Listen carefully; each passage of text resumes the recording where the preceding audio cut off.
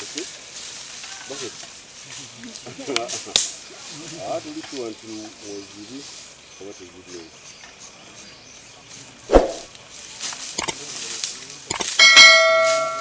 It's not really a harvesting season. I don't expect more from this.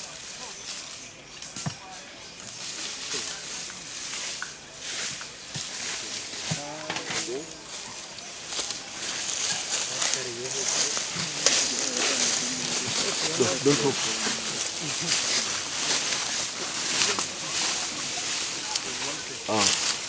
There is a mosque. Yeah.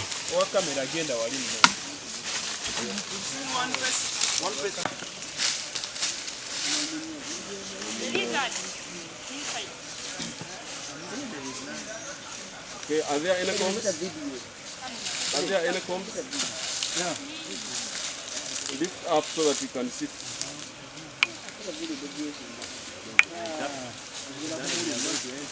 Just move the bars up. Yeah. You have taken long, by now you should be done. Yeah, actually. Cut out. There's no honey. Yeah. Lift. Good. That's what we want to see. As you can see, there's no honey. And this side of the hive, this side, there are no combs. This side. Okay. There are no combs here. Most of the combs are here. Okay. So this side. So can you push, what caused that hole? Was there a bar which was missing? Here? Yeah. Yeah, there was this is... It had fallen down. Yeah. So you put it.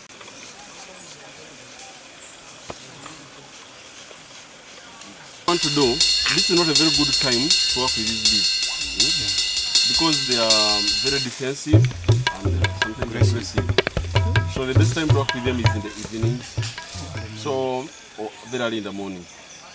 But we cannot schedule the time in that. So we normally work with them in the practical time at this time. And somehow over time they have either got used to us. They are not as aggressive as average. So normally we work with them. Okay?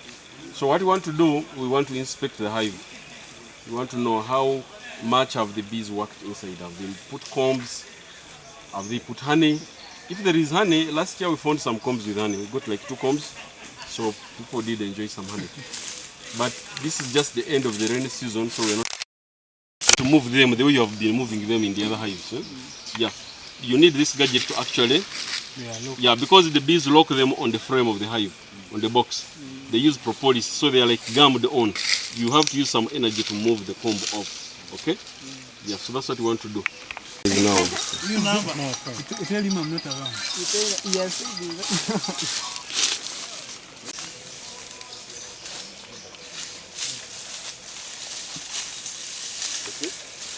Bucket. To this one to Mozili. What is good name?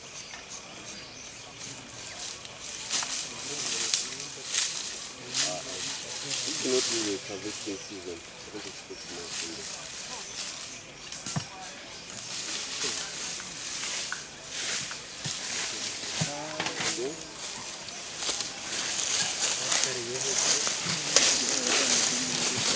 Don't talk.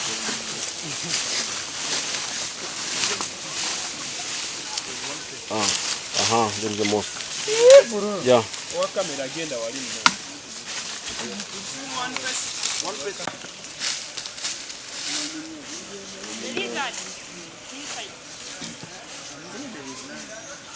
Okay, are there any combs?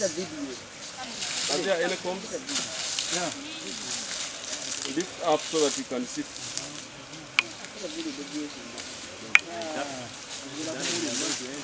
Just move the bars up. Yeah. You have taken long, by now you should be done. Yeah, actually. Cut out. There's no honey. Yeah. Lift. Good. That's what we want to see.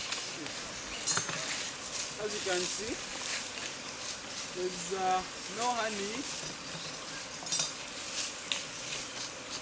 And this side of the hive, this side, there are no combs. this side. Okay. There are no combs here. Uh-huh. Most of the combs are here. Okay. So this side, So can you push, what caused that hole? Was there a bar which was missing? here. Yeah. Yeah, there was this is, It had fallen down. yeah. Uh-huh. So you put it.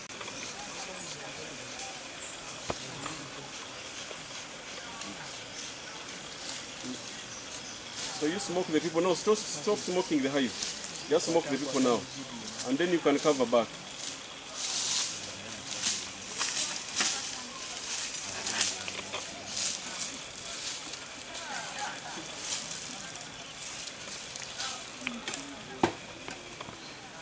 Put it properly so that, no, cover properly. Uh-huh.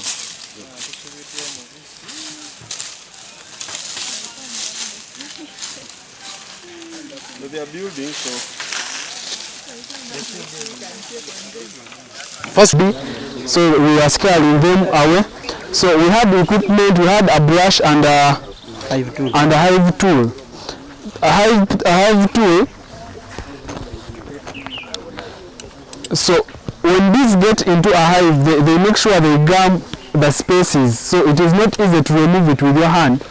You use this hive tool to make sure you remove the gum, you break the gum and you remove, you lift it. So when we looked inside, because it is the ending of the, because right now this season there's no much honey. This side, the right side of the hive, there was no honey, there wasn't even any combs, because in the middle there was some bar that had fallen down. That is why bees couldn't construct their honeycombs. Now the left side of the hive, there are very many bee combs, but honeycombs, but they weren't with honey. They were with the young ones of the bees, and some combs were empty. So we saw two pests. One was a moth, another one was a lizard. Yeah, it was inside. It flew away, the moth flew away. So the lizard disappeared from there. After we closed, in closing you have to make sure you close well, like you found the way you found the beehive. You don't disorganize the bars, and you put on the top part so that it covers well, like rain doesn't go in again. And after like closing, you have to make sure you move in different directions so that bees don't follow you, and you have to be smoked on. They have to keep smoking your clothes so that bees get scared and they don't follow you. So that was the whole experiment. Yeah. Okay, man, you're out. Hey, hello? There. Yes. No, you come here. Hey, okay. You can even see some sugar crystals here, do you? Yes. See? Yeah. So if that continues, then this water is going to become too much in the upper layer and fermentation will start. So what I want to talk about now is honey quality in regard to sugar content or water content. It's one of the 5 parameters for honey quality. There are 5 internationally agreed on parameters. Water content is 1. Then there is diastase level. Diastase is an enzyme which is added by the bees as they are processing the honey. So there is a standard. How many units of diastase are there per meal of honey? Then there is acidity. Acidity like pH. Is the honey acidic or not? So there is a pH standard. There is an acidity standard. Then there is free acidity and total acidity. Then there is water insoluble solids. These would be either impurities or wax if the honey was not well processed. Okay? Yeah. And then number 5 is HMF. That's the abbreviation. The full word is hydroxyl methyl furfural. It's an organic compound which is a result of oxidation of honey. If honey stays for a very long time, so we are going to put there a drop of honey. So you see it's all blue. Okay. Why don't you first? First start. I will tell you. Okay, check first. By the way, you're going to see that. So this is going to help us to tell the moisture content in that honey.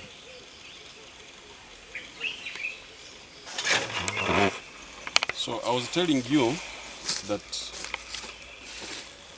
we got this small gadget, courtesy of UPDF. They came here for training, and when I told them you need this gadget for you to do the training, they said how much? I said 1 million. Somebody pulled out cash and said go and buy that gadget. And after their training, they left it with us.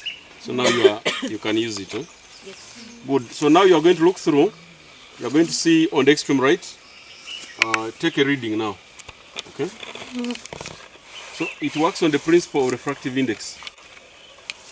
So this honey acts as a barrier to change the direction of light. You need some lab process. Okay. And so the other thing I want to talk about is color. What do you think is the standard for color? What color should honey be for it to be of a good quality? Can I have some responses? Brown. Brown. Rusted brown. Rusted brown. Rusted brown. What is that? Rusted brown. Rusted brown. Oh, rusted brown. Like those leaves. Yeah. Is that? Like that. There is a color which is called amber. You know amber? Yeah, almost towards golden. That is the brown there, which most people buy off the shelf. If you go in the supermarket, you can see different colors of honey. You see the light colored honey is like this. Go fast. The ones which are towards colorless, by the way, honey can be colorless, like water. Honey can be white, like this lab coat. Honey can be dark, as in black. Actually, one of the most expensive honeys, it's called Manuka honey, from Australia, New Zealand, is actually colored this black here. I tried to buy it this Feb. I had the World Conference there, and I tried to buy it. I couldn't. Just a small jar is $500. So I took some photographs. So when you come to my apiculture class, I will show you some photographs. It causes fermentation. But the bigger problem, you dilute the honey. So adding water to honey is not a very good way of making money, like increasing the volume, the way they add water to milk. Yeah, because that honey will get spoiled very fast. Normally what happens when the bees are working in that hive, after they put the honey in the comb, they remove the excess water until the honey reaches the required water content. Then, for you to be sure that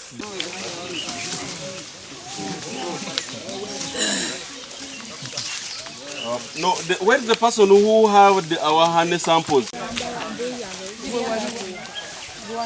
So we started from number 1, that was on the extreme side, right?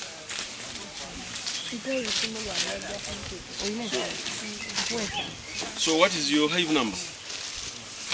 11. Where is it? 5. Yeah, please just be by your hive. Okay? How many are you in your group? About 14. So the other guys are up there. Okay, so we are starting now. Right? First wait. Thank you very much. Good morning, gentlemen. Good morning. Yeah, so this is one of the groups that's participating in the apiculture practicals of the research term this year. We have 12 groups. Each group has its own activity. They all have different types of hives and they're going to do different things. So each group was allocated a hive and they had to manage this hive. So they have to clean the hive, they have to bait the hive, and then they have to make sure the hive is well located and it's well protected. So they are going to go ahead and open up the hive and actually check whether it has been colonized, because they had already baited it. And if not, then they will go ahead to clean and see whatever situation it is in, they will report, and then they go ahead to prepare to bait it again. Thank you very much. So over to you. If you can go ahead.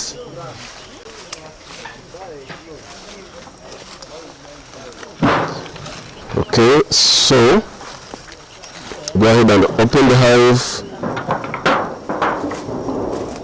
We want to see the status of that hive. Okay, so we can hold this. So put the bars right here. Okay. So you can see the wax we put is still there, but the bees are not yet in. So we have to get some new material and then we smoke the hive. So you don't have to get all of them off. Yeah. So you get this metallic bar. Yeah. So you go and get some new charcoal and some new material so that you can smoke. Okay. So we don't need to put new wax on the bars. We're just going to reactivate this. So the rest of the members can be